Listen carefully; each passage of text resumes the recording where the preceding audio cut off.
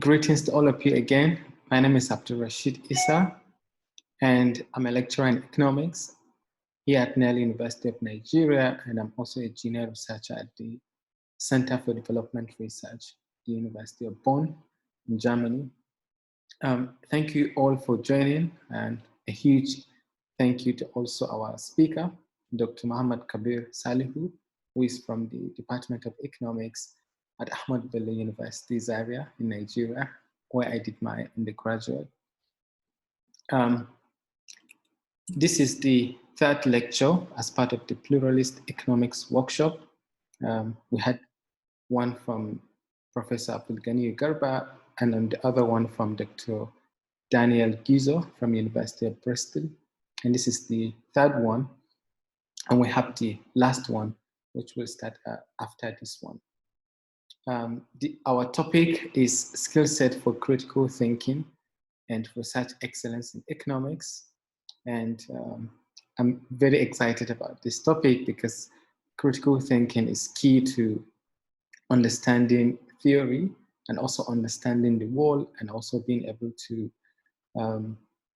know, for example, which assumptions are false, which ones are true, and how we can contextualize knowledge to our own environment. Yeah, so before Dr. Kabir starts talking, I will just make a brief introduction for him. Dr. Kabir Salihu completed his master's and PhD in economics from Lancaster University. He studied economics at Ahmad Bello University, Zaria, for his bachelor's, where he finished with first-class degree, and he has been a lecturer in economics at ABU Zaria for about 7 years now, I think. He has expertise in development economics, public economics, and political economy, and he has published in top journals like the Journal of Economic Geography. He's a huge inspiration for me, and I'm sure you also find him very clever and brilliant. He will talk for about 45 minutes, 40 to 45 minutes, and then we will open the floor for conversation. So if you have any question, you can drop it in the Q&A chat here. So please join me in welcoming Dr. Muhammad Kabir Salihu for his lecture. Thank you. Yeah. All right. Thank you, my brother, Abdulrasheed. Thank you for the opportunity. And of course, thank you to the organizers of this wonderful workshop, Pluralist Economics Workshop. For me, this is something that my... You can start your screen sharing now. Yeah, if you don't. Okay.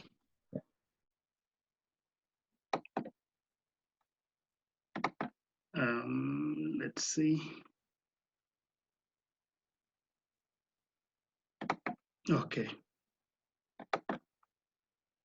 Can you see that now? Yes, we can see. All right, thank you. So for me, encouraging pluralistic approach to the teaching of economics is something I valued very well. And so I want to thank the organizer for putting this workshop together. Abdulrasheed, I think you boxed me to a corner to discussing developing skill set for critical thinking. For me, I would have thought that the professors are best suited to discuss critical thinking.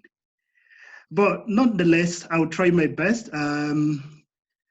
But I would rather want to call this presentation developing skill set for critical thinking rather than focusing on the research excellence in economics. And I'll explain in a bit why I think that is the case.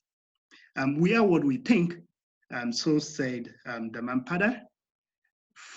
The reason why I think that it's important for us to develop critical thinking is that I believe students are expected to develop this skill so that they can dig deeper below the surface of the subject that they are studying, and also enable them to engage in critical dialogue with its main theories and arguments. This is usually through engaging in critical debates. And the funny thing is that universities all over the world tell you that degrees are awarded for people who have the critical skills.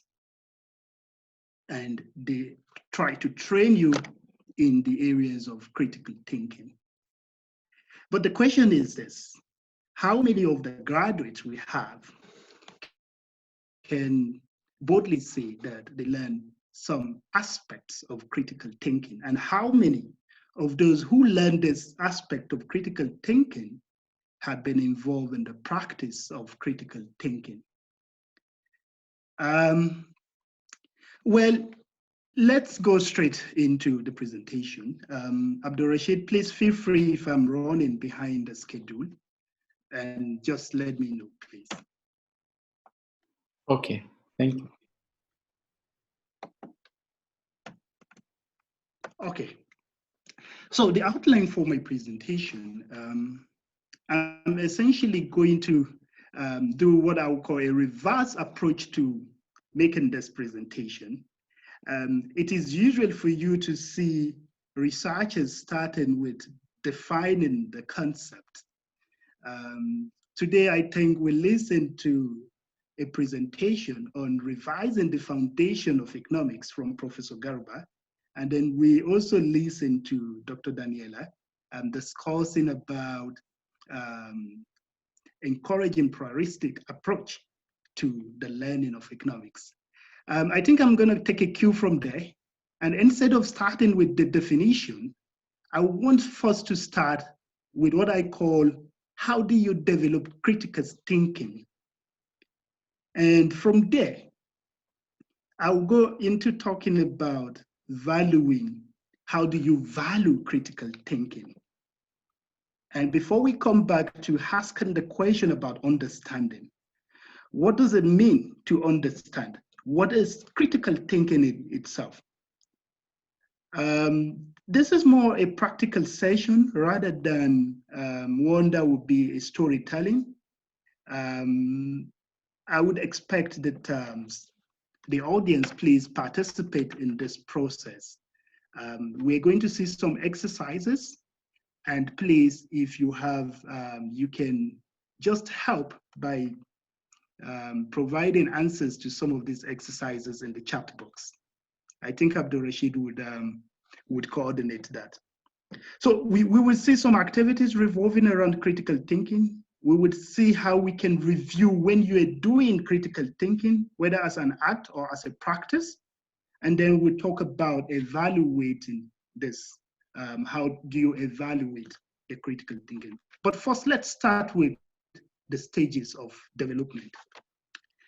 Critical thinking as a stages for development. Students, all of us, including teachers, including researchers, develop through stages.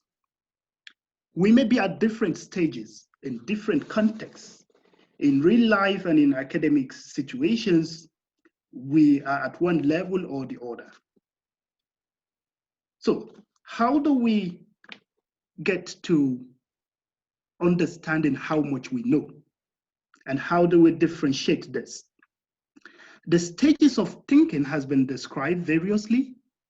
There is what we call the absolute knowing. And what is this absolute knowing? Well, the idea that knowledge in itself is certain. Experts have the answers. The task of an absolute knowledge is for you to absorb this knowledge.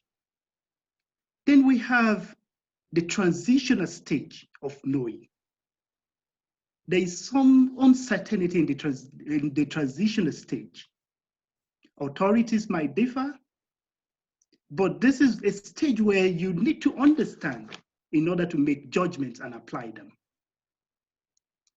And then you have the independent knowing, which essentially is a procedural knowing.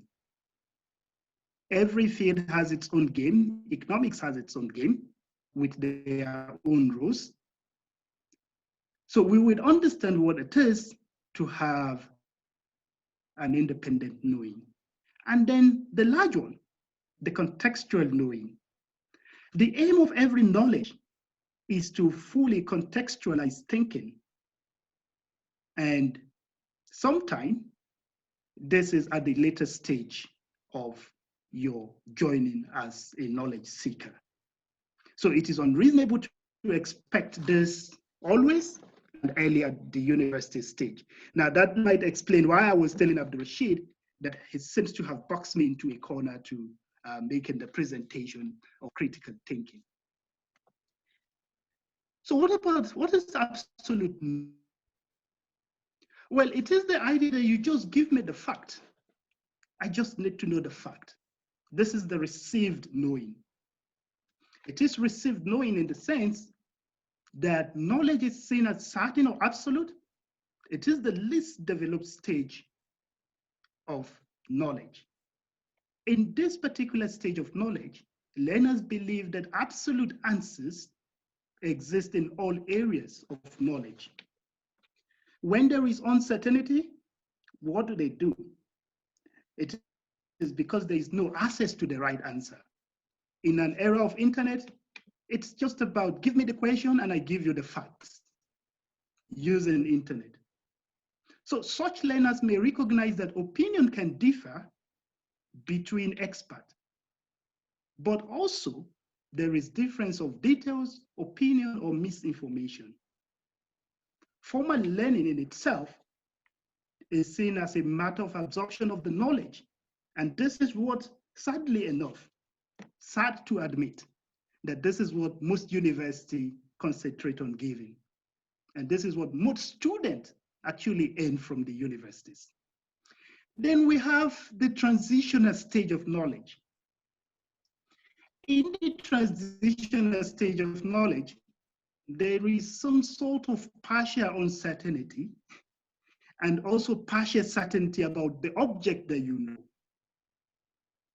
It's one in which there are about the transitional stage.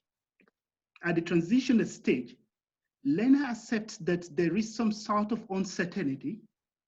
Authorities in themselves may differ in view because there is this uncertainty in itself. So everybody has an opinion, and all these opinions are equal. Essentially, this is what I call subjective knowing. And then you have the independent knowing or the procedural knowing. Now, in the independent knowing, learning in itself is uncertain. Everyone has their own belief. Independent knowers recognize the fact that there is uncertainty of knowledge and feel that everyone has her own opinion or belief. This is an embryonic stage of contextual knowing. And so that's why I call it procedural knowing. And then you have the constructed knowing or the contextual knowing. Well, this one, I understand why I believe this and why others don't. Knowledge is constructed, and any judgment must be made on the basis of the evidence in context. Once you get to this stage of contextual knowing, you're very careful to respond to questions. So this stage is one in which knowledge is understood to be constructed, but the way in which knowledge in itself is constructed is understood in relation to the consideration of the quality of knowledge claims in the given context. So you would see in the philosophy of economics, you asking yourself, how do you know that you know? This is an important question. The view of the teacher in the case of contextual knowing is of a partner in the development of appropriate knowledge. And this is what it is about. In the case of contextual knowledge, you try as much as possible to understand in the best possible way how best to present your ideas in logical and consistent manners. And this is what the PhD would try to train you to achieve. But nonetheless, what is the value? How do you evaluate critical thinking, and what is the importance of critical thinking in higher education? Like I said, we would be looking at some activity and we will try to understand this. Now, this is adopted from Kahneman, Thinking Fast and Slow. I would say that as an instruction, don't try to work it out. Just think about this problem and notice what your first response would be. A bat and a ball cost £1.10. The bat cost £1 more than the ball. How much does the ball cost? So, before we reveal what would be the cost, I think I would appreciate if some of you can just think through this problem, maybe in a minute, and then possibly leave your answers in the chat box.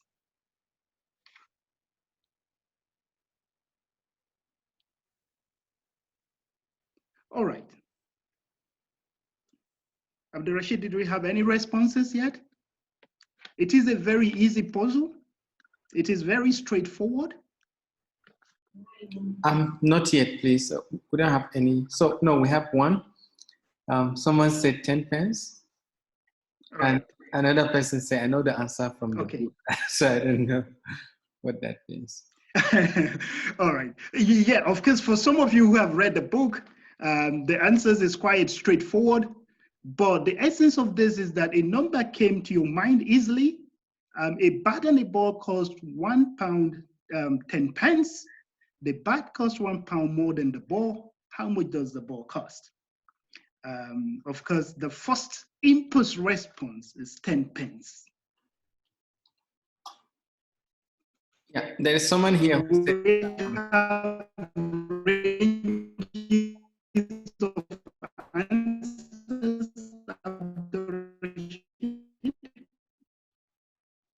sorry, I don't know if I'm the only one, but it seems you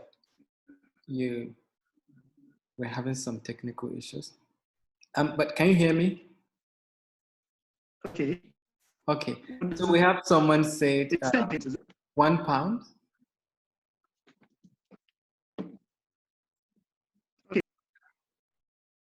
The ball. So how much does this ball cost? How much does this ball cost? Again, like I said, this instinctive mark of this easy puzzle is that it evokes an answer that is intuitive, appealing, and wrong in itself. If you do the maths, and you would see clearly, if the ball costs 10 pence, then the total cost would be £1.20. The total cost would be £1.20. 10p for the ball, and then £1, 10p pounds for the bat. So this is not the 1.10. So the correct answer, of course, the correct answer from the book is 5p. So what it means is that the ball costs 5p. Yes, the ball costs 5p, and then the bat costs £1, 5p, right? It is safe to assume that the intuitive answer also came to the mind of those who ended up with the correct answers. But the truth is this: 80% of university students, about 80% of university students gives the wrong answer. So 80% failure rate in many universities. I think in the United States, about 50% student at top universities gives wrong answer. Now,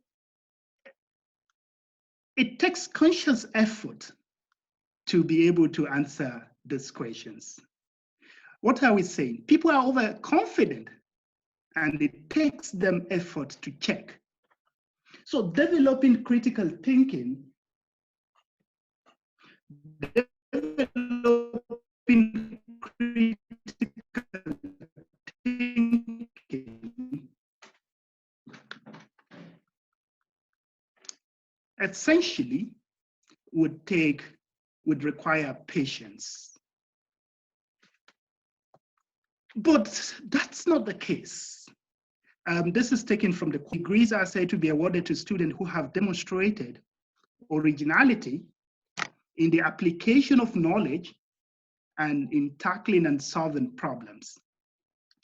I'm pretty aware that the range of participants we have in this workshop ranges from undergraduate to postgraduate and including PhD students. But you saw how easy that puzzle was and how confusing it can be. Degrees are actually awarded to students who have demonstrated originality in the application of knowledge and in tackling and solving problems, understanding the role of research, ability to deal with complex issues, both systematically and creatively, then who are able to demonstrate quality of sound judgment, personal responsibility and initiative in both complex and unpredictable professional environment. This is what degrees are awarded for, especially postgraduate degrees and master's degrees. So these are the key issues. Now, the key question that arises from here is how much or how well can we say that the degrees that are awarded to us by universities are conditions? This is a very important question for all of us. This is a very important question for us to take home. This is an important question to also ask your teachers. Well, let's then continue to talking about how do you practice critical thinking skills. Like I said, this is much more like a deliberate way not to cause some confusions somehow.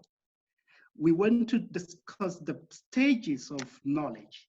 We want to understand what it means to think critically. And we want to see what is the aim and objective of university education, and then try to understand how we can practice critical thinking skills.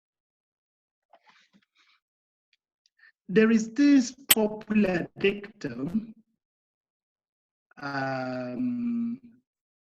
practice makes perfect. Critical thinking may be hard, but it is certainly not impossible task. Many people do get quite good at critical thinking, but what does it take? It takes them the skills to understand. Everyone knows in general that mastering a skill takes practice and lots of it. You won't get better without practice, and getting really good takes lots of practice.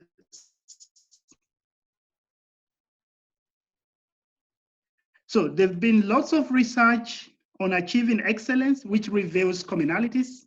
Scientists who have studied, they have turned up some surprising things about the nature and quantity of the practice that is needed for mastery. How do you practice critical thinking? It has to be done with full concentration, and that is aimed at generating improvement. So you have to focus the practice to create some sort of improvement. It is not just engaging in the skills itself, but also doing some special exercises which are designed to improve performance in the skill you want to learn. Once this is done, you need to use some feedback mechanism. Keep at it. It takes time and patience, but you have to do activities to improve the skills of critical thinking. And of course, you need to have fun with puzzles. Talking about puzzles, this is one puzzle that I think it's important for you to think through.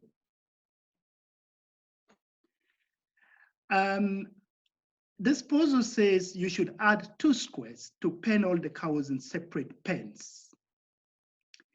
If you think closely about this, you need to add, so just 2 squares to the squares you already have, you're seeing on the screen. And then, as easy as this exercise might look, it can be quite difficult to think through it. But one assumption we know from primary school is that squares are always placed on the horizontal sides. If that is true, then how can we use that assumption to solve this problem? This is an important question too. This is something you can practice at your leisure time. Let's see. As easy as the solution might look, it might take you time to be able to figure out how you can place each of these animals to pen the cows in separate pens. Let's see what the solution look like. This is the solution. Now, each of the cows are now placed in a separate pen. But again, creating this picture involves some creativity. Like I said, what was the assumption? The basic assumption is that squares are always placed on the horizontal side. So this is one activity. The next thing we would be talking about very shortly would be so that we can come down to some of the things we can do to understand how we can develop the necessary skill set for critical thinking. So how do we foster this? First, we need to understand, as you have seen, we need to understand and recognize critical thinking as a developmental process that takes time and attention. And then you need to reflect, use every opportunity to think. That answers the question of what do you do in terms of fostering critical thinking? But then the next question is, what could you do if you want to understand, if you want to engage in critical thinking? It is very simple. You get involved in class interactions. How do you get involved in class interactions? You might want to say, I've been involved in class interactions, but that does not mean I've been applying critical thinking to what we've been doing. Anyway, that's because we've not yet conceptualized what it means to think critically. But there are certain elements that can guide you. What are these elements? You need to brainstorm, engage in discussions, use maps, check evidences, and then learn the language of assessment or learn the language of the academia. I'll be discussing this in a couple of minutes. I'll be discussing what I mean by learning the language of assessment and what I mean by some of these concepts. But some things you can also do is when you want to summarize an idea, how do you do that? Where you prepare, but at the same time, questions. Well, prepare at least some substantive questions about the material you have read. These are all very easy activities. And then what do? You propose at least some important points you agree with and state why you agree with them. So some of these are things you can do. And you learn to critique. Look at least some points that you have disagreed with or found unhelpful and state why, and then give examples of key concepts presented. These are just logical steps to guide you to do critical thinking. We'll come to discuss some of them very soon, but let's start with the maps. Let's start with what we mean by using maps to do critical thinking. Now, what does map do for us? The maps The argument map, we have the mind map, the argument maps, and a whole lot of others that you will see. This is taken from austinc.org. Provide a visual representation of an argument. That is what the argument map does. It produces what I call a well-organized argument in writing, and then allow you to evaluate the reasoning that underlines these arguments. But how do you do that? Well, it is just argument map is simply making a picture of reasoning. It is the graphical display of the structure of reasoning and argumentation. Let's take a very simple question, for instance.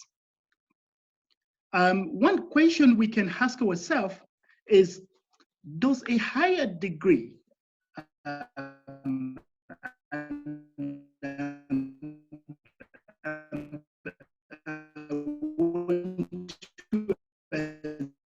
assume that this is a behavioral question, does a higher degree automatically equate to good thinking skills? Well, if a higher degree automatically equates to, the first question you may want to start with, or the best way you may want to start first, is to ask yourself, are they automatically, by that I mean, higher degree automatically apply to all facets of life? That is the first question you may want to ask yourself. Are they automatically applied to all facets of life? You have an undergraduate degree, for instance, a BSc in economics, and then next you have a master's in economics and a PhD in economics. Now, does this equate quickly to a good thinking skills? And does it equate to you having a very well-paid income? Well, in some contexts, yes, but can you generalize?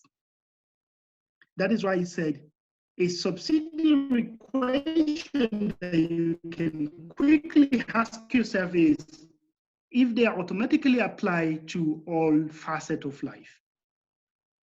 If so, academics would have the best run lives, and you would be surprised that on the other side, academics are not always in lives. What we're saying in essence is that we can all continually think about improving our critical thinking skills by focusing, providing a visual representation of an argument, understanding the key questions of that argument, and trying to understand how to reflect on these key arguments. Then the next thing is what I call the concept map. What is a concept map? A concept map are graphical tools for organizing and representing knowledge. Essentially, they could include concepts usually enclosed in cycles or boxes of some type and relationship between concepts in itself, which is usually indicated by a connecting line between the various concepts. What does this help you? It helps you to develop an understanding of the various concepts in itself and how this plays out. By that, I mean, when you try to place concept in a map, it clarifies your ways of understanding how to present complex phenomena in a simple linking words or linking phrases, which try to describe the relationship between the various complex phenomena you try to represent. But the one I found very interesting is what I call the mind maps. The mind map is a useful technique that helps you learn more effectively. It improves the way in which information is recorded, and it helps to support creative problem solving. It's usually useful for planning, generating ideas and seeing connections between words. Writing of lists for planning assignments. Some people tend to love using the mind map, while others think that this is not really good. But the mind map helps you to develop understanding and new ideas. This, of course, is attributed to Tony Buzan as the inventors of the mind map, but it is an important concept. And then you have the brainstorming, which is what many of us use in our everyday language. Brainstorming is a technique which involves generating a list of ideas in a creative, unstructured manner. Of course, the goal of brainstorming is to generate as many ideas as possible in a short period of time. The key tool in brainstorming is using one idea to stimulate other ideas. During a brainstorming process, all ideas are recorded and no idea is disregarded.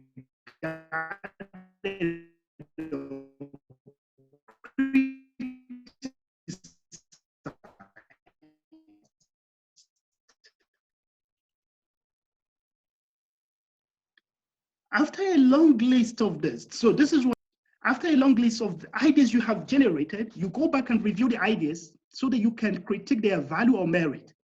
And then once you have this, you move into divergent, you move into what I call convergent thinking. Well, again, let me say this. Ideas and information which are useful or usually organized as divergent tend to converge. So when you put the various ideas back together in some organized and structured way, you sort out the ideas using set of criteria, group ideas, and then identify the next step. So that is convergent thinking. So when you're brainstorming, you're trying to, without criticisms, just bring up the ideas together. Just supply the ideas. Do not criticize them. Once you combine and improve these ideas, you converge at a point. And that point of convergence, you sort out the ideas using certain criteria and group ideas. Now, these are all generic discussions of what it means to involve in brainstorming. So what are the language of assessment? So that we can, by going through the language of assessment, we come back to discussing in itself the idea itself, that is understanding when you are doing critical thinking. The language of assessment is you trying to understand the basic languages we use even in the academia. What does it really mean to say justify? What does it really mean to say be critical? And what does it really mean to say summarize? So we will try to relearn what is meant by this common term. Essentially, you can clarify whether this really summarizes what you understand. For example, when they say justify, make a case for a particular view, explain why something is like it is. Give reasons, show adequate grounds. The literal meaning is identify. Why is it bad? Probe, question, identify the shortcomings in the information. You will see a range of this. For instance, what does it mean to evaluate? Of course, to evaluate is similar to be critical. So if you're writing an undergraduate thesis, for instance, and you say an evaluation of the impact. So when you say an evaluation, what does it mean? You mean you want to identify both the good and bad about the information and why?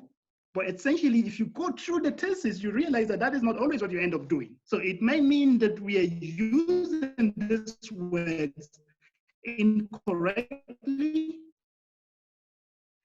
and some other terms. Then the other one is when you say compare. So there are ranges of these issues, and you need to understand what they mean in real terms. What does it mean? Which could be checked by a third party to prove or justify what you say. But the most important one is review. In all of your thesis, you have literature review. So what does it mean to review?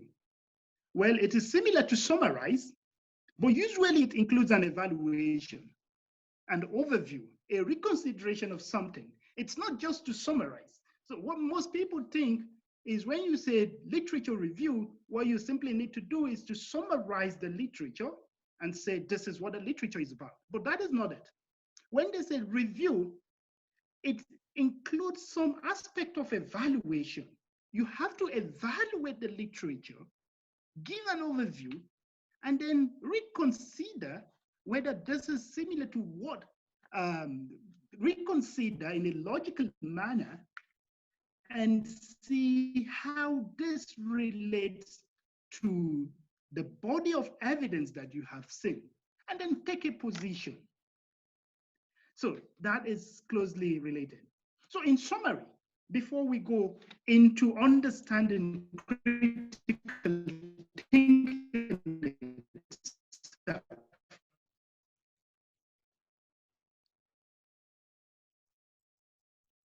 it is important to understand the language of assessment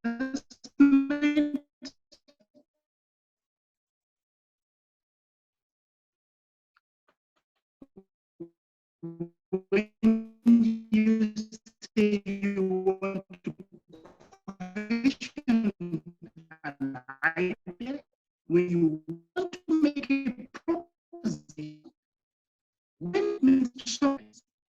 Importantly, it is important that you understand, because I said that there are plenty of web that can help you in this. So now let's go back to the business itself. The main, which is understanding.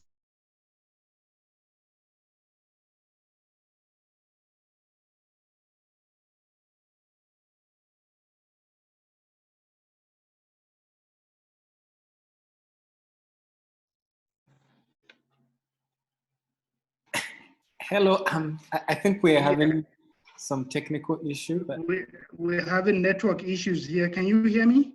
yes, we can hear you. So sorry everyone about that. Okay, sorry about that. I think network. Yes. Yeah. Am I back on? Yes, your screen is coming up again. Yeah, we can see. Thank you. I think you can continue. Okay.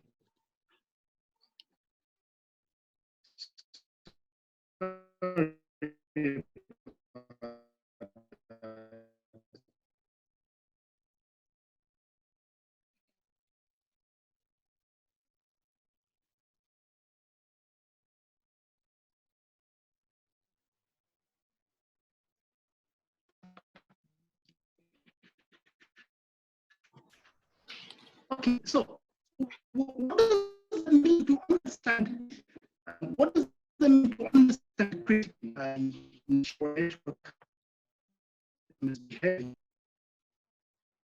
It's using data process, so there's attention, categorization, and judgment. So we'll very briefly, I'm not going to focus much on them, but I'll very briefly discuss the Bloom's taxonomy.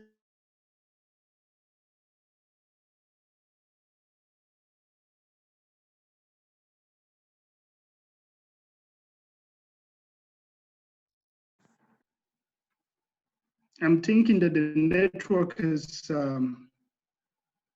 Oh, yes. But I think there is not any problem. Once you're back again, you can just continue talking. Yeah.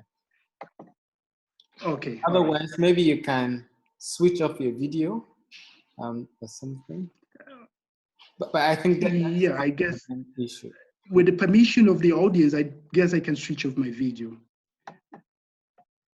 All right. Okay, so how do we define critical thinking? Well, critical thinking is not automatic response or intuition. Like for instance, when we look at the Daniel Kahneman puzzle, your first intuition said 10p. The first answer was 10p. Again, it is not automatic response or intuition. You have to engage. It is a reasonable reflective thinking that is focused on deciding what to believe or do. This is according to Robert Ennis. Deciding what to believe or do. It is reasonable reflective thinking that is focused on deciding what to believe or do. Now, you would notice the emphasis on being reasonable and reflective.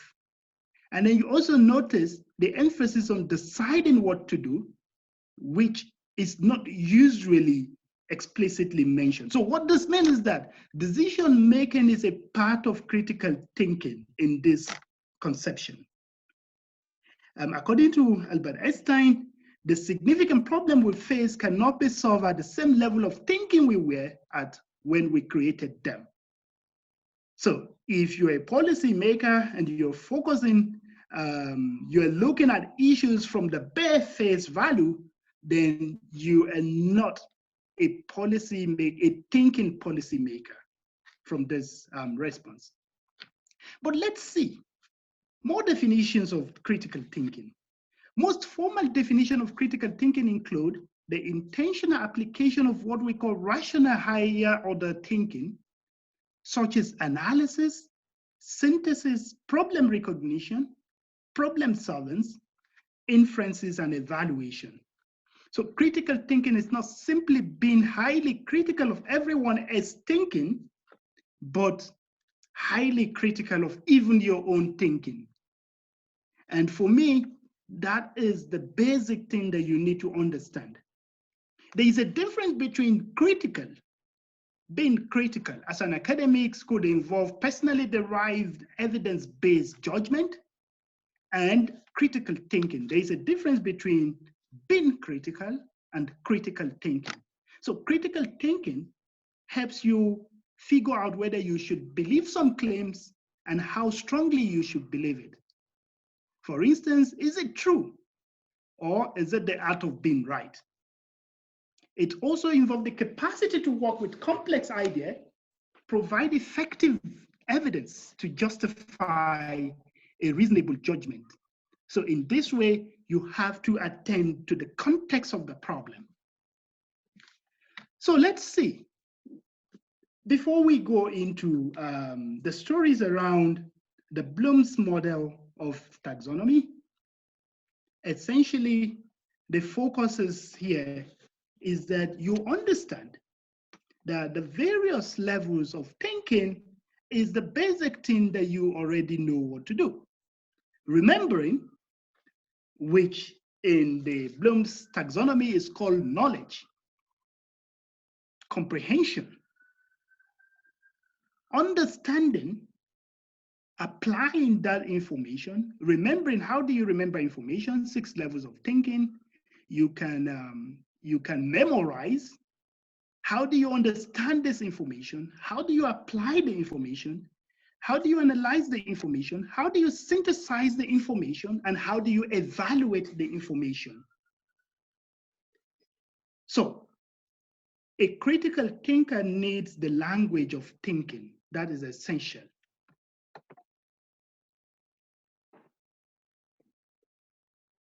All right. Let's quickly try to understand some aspects. How do we remember information? Of course, the easiest thing for some of us is to list those information and memorize them. Some said you have Mnemonic, which is a system for improving your memories. A lot of them online games. You can use Baroque music. You can use acronyms to remember stuff. You can use names. You can identify, define, label, and describe. but most importantly, you can summarize in your mind. So these are important.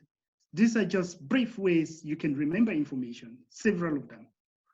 How do you understand the information? We've already discussed mind maps, use of keywords, and then the key issues about understanding information is being able to summarize this information, discuss them, distinguish them, and then if possible, predict, generalize, and categorize the issues, the information.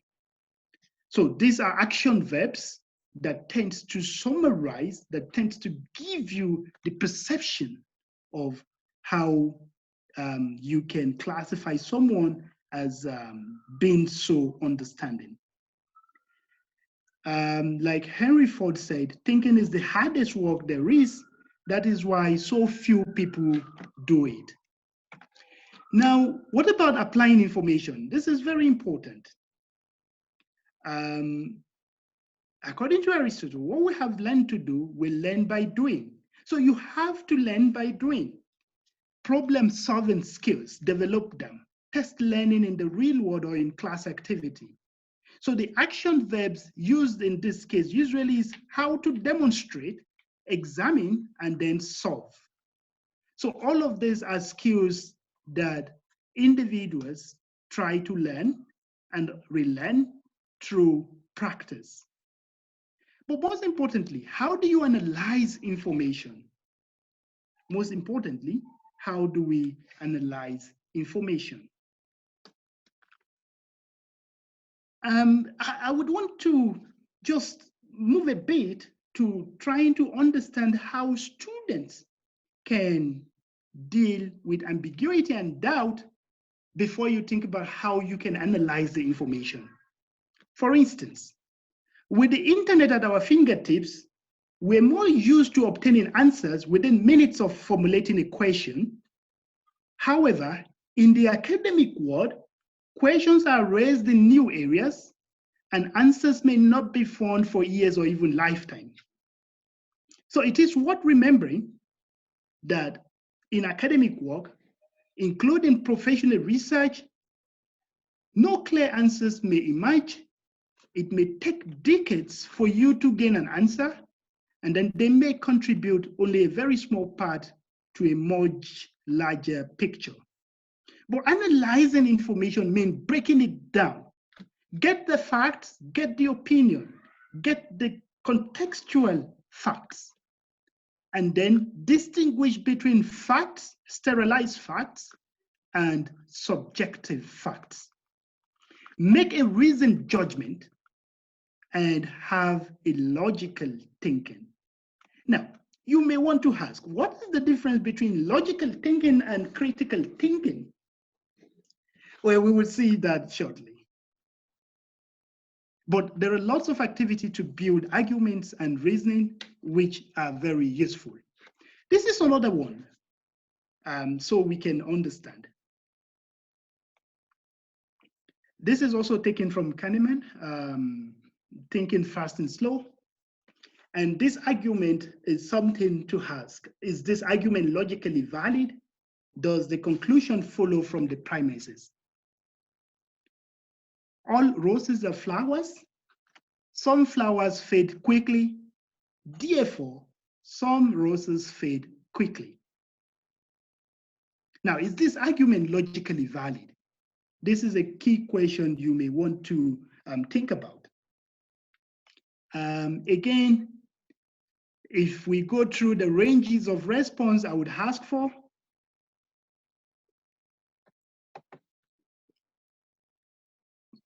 sorry. I'll be monitoring the chat.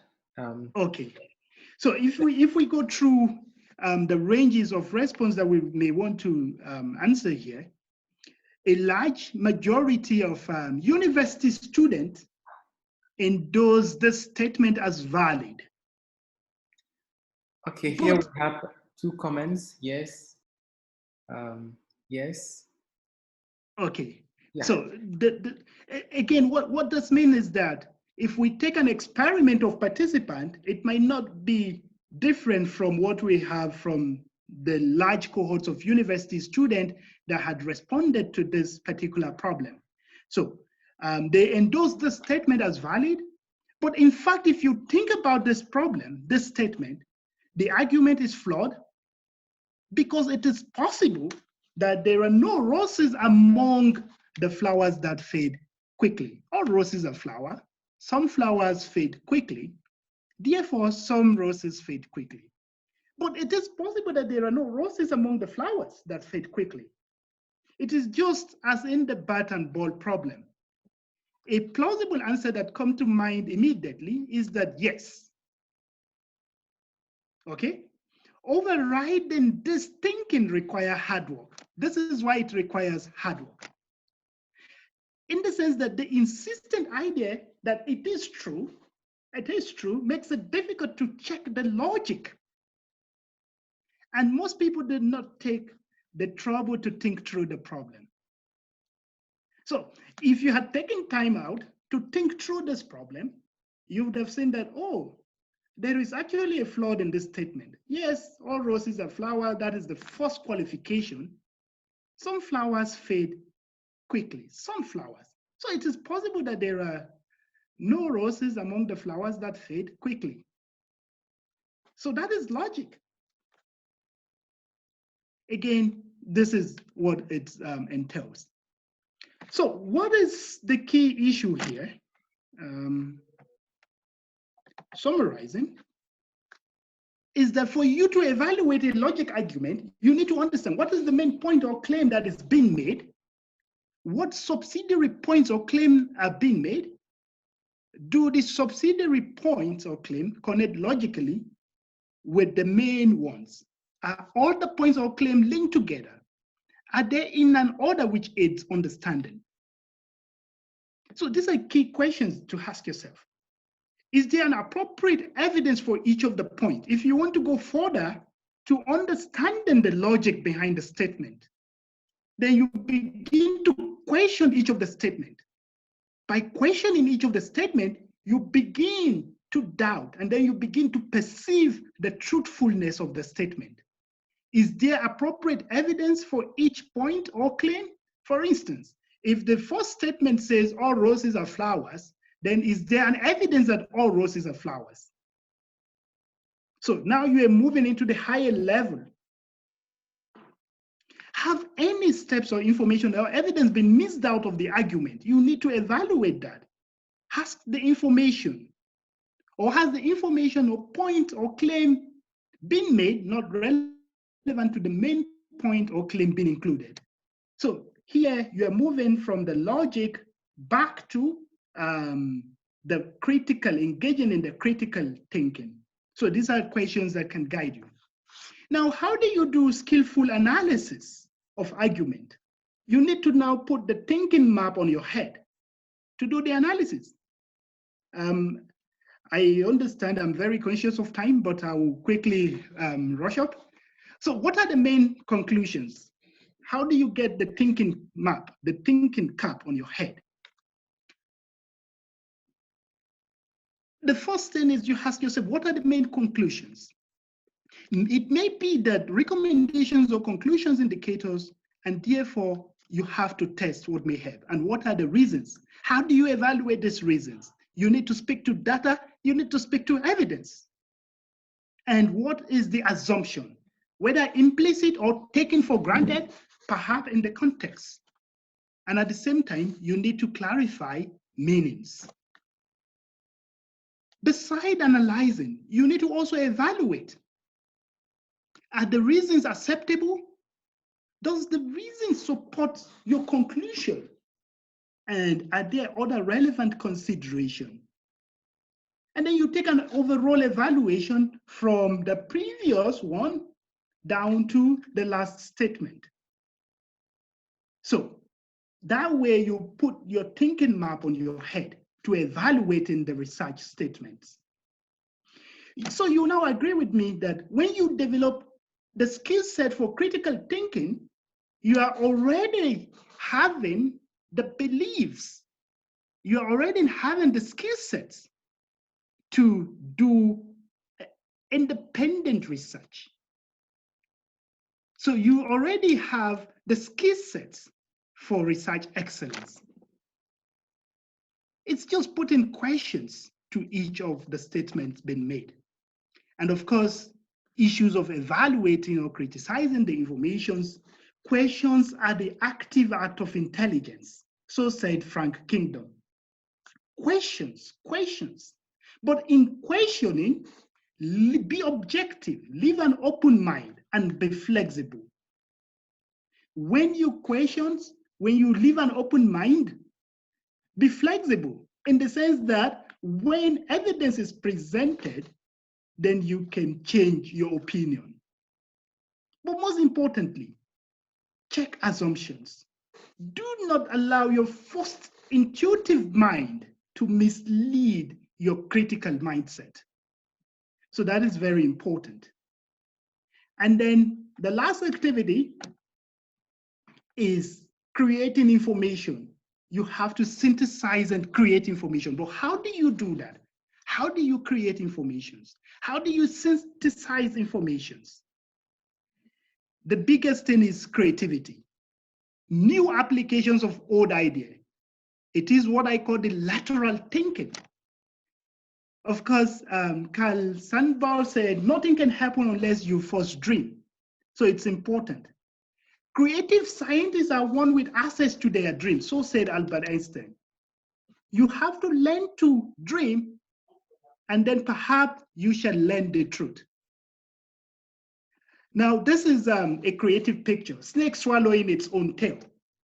But yes, it can simply turn to the Benzene ring and around us. You can simply take 9 points like this and ask yourself a very simple question. How do I join this 9 points that is here? How do I join this 9 point with 4 or fewer straight lines? Maybe the best way is keep pen on paper and then think around this problem. Is it possible? Well, it might not be possible. It might be possible. But as simple as this 9 dots look like, how do I make it a straight, how do I join them with just 4 straight lines or even 3 straight lines? I will tell you, if you try this exercise at your leisure time, you'll realize that it can be quite difficult to do. Why? Because you would have to think to realize that you have to go outside the square to be able to solve this problem. But again, something can happen. There can be lots of solutions depending on the change of assumptions or depending on the set of assumptions you make about your paper, about the length of the line and all of that. Let's see a possible solution. This is one. If you look at this possible solution, you realize that in all of this solution, we were only able to solve this problem, or you are only able to solve this problem by going outside of the square. But again, it will take a lot of thinking to realize that you have to go out of the square to be able to solve this problem just by having 3-4 lines. Yes, for 4 lines, it is easy to do. For 3 lines, it can be very difficult to do. So what are the universal intellectual standards for critical thinking? You need to check thinking and writing against these universal standards. You need to understand how to maintain clarity, accuracy, precision, relevance, depth, breadth, and logic. But in all of this, in doing all of this critical thinking, you have to be ethical in your consideration. So in all of the stories, therefore, we would say critical thinking involves improving the quality of thinking by imposing intellectual standard. And I think that comes to me summarizing the story. Critical thinking is a development. Variety, it's developmental in stages. There are varieties in class activities and over time. All you need to do is to think beyond the absolute knowledge that you have. You've seen the level of thinking, a key model, which allows analysis of your learning focus and then allows analysis of your assignment. Like I said, there are lots of activities. You can use Learn Higher or the criticalthinking.org. You will see lots of resources to help you with that. What is the key takeaway message? Where you might see a pizza to eat there, but it's not really a pizza in the sense of it. It is the sense that you have to learn critical thinking by doing it. You need to practice. Try some thinking skills activity at any level. Personal practical knowledge comes from putting ideas into practice. And of course, like an anonymous said, a tweet on the move may be worth 10 seated philosophers. So as you are thinking around epistemological foundation for economics, it's important to bring some ideas of, some ideation of thinking into the process. So thank you for listening. These are the sources, materials you can have to help improve your critical thinking knowledge. Thank you.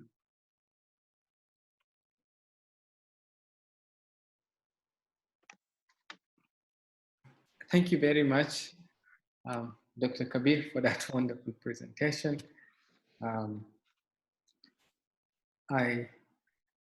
Yeah, you can stop the screen sharing if you want.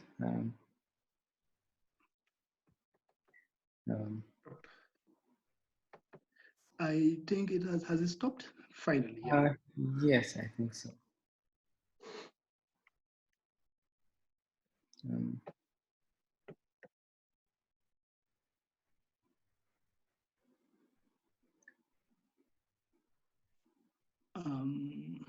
Yeah, so, oh, that is your, oh, I'm sharing your screen again, but.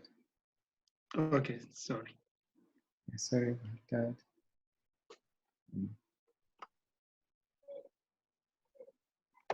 that. So I will just go through the questions briefly, and before we end, I'm sure we're even running out of time, so we're not taking all questions, but only a few. I can see a lot of people saying thank you for wonderful presentation and all that.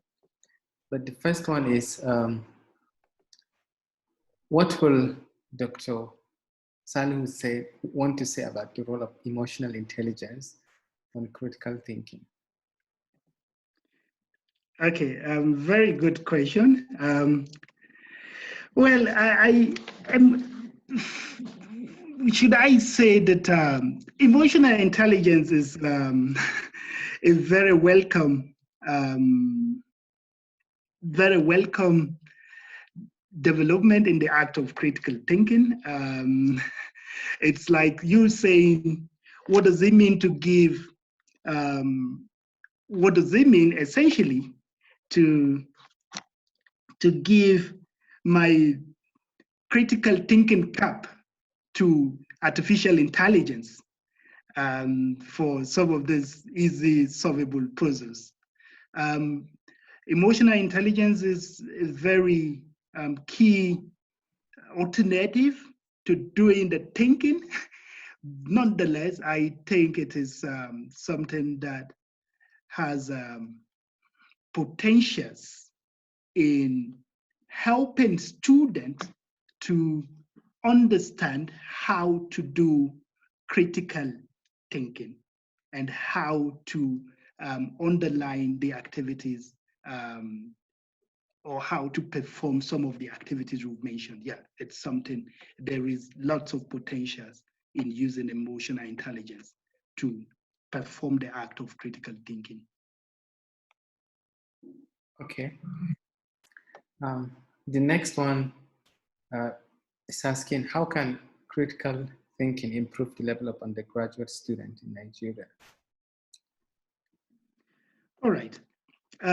You see, this is a particularly interesting question in the sense that during the presentation, though we've answered some of this, but during the presentation, you'll notice that we said, given the key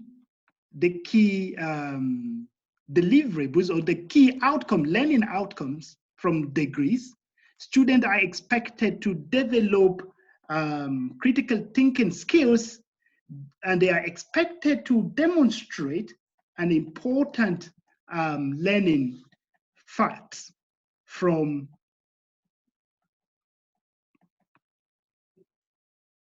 Sorry, can you hear me? Yes, we can hear you now. Okay. It seems I was out of. So critical thinking will help students in the context of originality, in the context of understanding their role as a researcher, and of course, it would help ultimately in their ability to deal with complex issues, both systematically and creatively. I think that was clearly spelled out during the lecture, if I'm not mistaken. And it will also improve their qualities of sound judgment.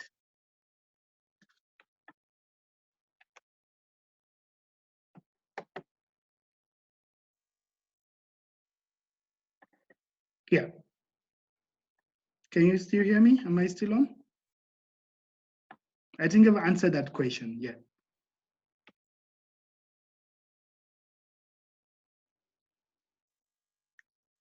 Abdulrasheed, I can't hear you any longer. Oh, sorry, I was muted, sorry. Yeah, so this one is asking, is it possible to engage in critical thinking and speedy reading simultaneously? And are there any trade-offs between? Is it possible to engage in critical thinking and speedy reading? So like can you do critical thinking and read, very fast? Or do you have like? Yeah, I mean, it is possible to engage in critical thinking and speedy reading, but it's important that you know that there is some sort of trade-off anyway. What is the trade-off? Again, critical thinking allows you to be able to summarize in concise using, for instance, the concept map, the mind maps. So when you're doing speedy reading, you essentially tend to ignore the part of the fact that you have to also be able to summarize this. Now, at first reading, yes, it is possible that you do first reading very speedily. Again, the trade-off between critical thinking and speedy reading is this. You can choose to engage in you can choose to engage in some sort of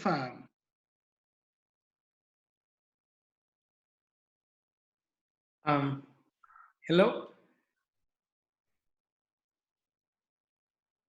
Can you hear me, Dr. Kabir? Hello? Yeah, sorry, we missed you a little, but let's take maybe two more questions and hello? then. Can you hear me? Yes, we can hear you. Did you hear the answer to that question? Or We was I just for speaking? a moment, yeah. If you can just recap your answer. Okay, so I said that, yeah, it is possible to engage in both. However, there is a trade-off. The fact that you will believe in some aspect of this, which is, for instance, the understanding part of the story. And to understand, you have to be evaluative. And to evaluate, you have to be able to analyze the information from this. So for me, I think you cannot essentially be engaged, but you have to be a slow reader so that you can be able to outline this clear concept on how to move forward. Okay, thank you. And maybe this one will come personally from me. Sometimes it's not easy to articulate your own thinking when reviewing literature or something, because maybe you see lots of ideas and you find it hard to get to come up with your own ideas. Are there any strategies that you have when you want to come up with your own original idea, but while also synthesizing the ideas of others? I think many students will sympathize with me.